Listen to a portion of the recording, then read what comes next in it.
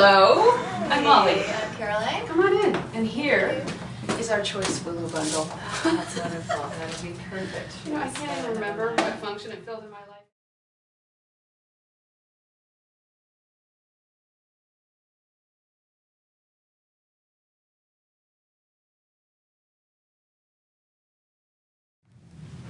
I think it's a great concept where people can pass along things they no longer need. I personally was attracted to the willow bundle because I'm a biologist and I love nature.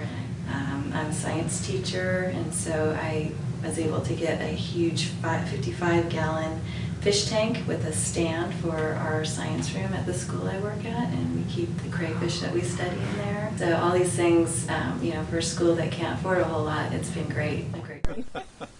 Nice to meet you. Nice to meet you. Yeah. So table. So this specific one is going to be a work table for me. I need a desk that can expand to fit. So this is perfect because it originally a dining room table, obviously, but I can also, you know, use it as a workspace. I like it because I don't need to charge money for the items I want to deliver, and I think it's great that somebody else can use them. Got an appeal that has to do with making sure that someone who's going to appreciate it gets it. And so you do have you get more psychic value out of giving something to Freecycle than you would giving it to the Goodwill, because of that personal connection. That it's not going to get lost, ripped, trampled, separated from all its parts. Well, so I think the reason why Freecycle rather than Craigslist, at least for me, is that it's less of a hassle. That you're not going to be haggling around the price. You're not going to have to say what the quality is, make any promises. And so it completely takes away all the friction of transaction. There's something about the spirit of the community that seems to be kind of permeated with a little bit of respect. And for some reason, Craigslist has become such an enormous marketplace. I think it does have some abuse in corners, and it just has a very different feeling. And I think Freecycle.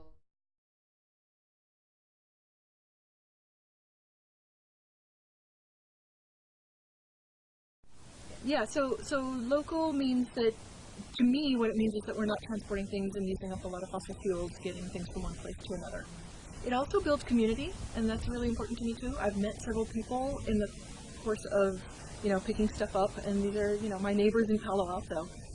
And after a while, you start to get to know some of the people. If you're active in Freecycle, you start to know which ones you want to give away to, and which ones you want to pick up from, and where they live, and you start building up. And it's turned out, so I have a 5-year-old, it's turned out that I've met several people whose kids, who have a girl, you know, a couple years older than her, that are giving things away, and so it becomes a regular thing. It's like, oh, do you want these things? Because she's grown out of whatever it is, and it becomes a regular change.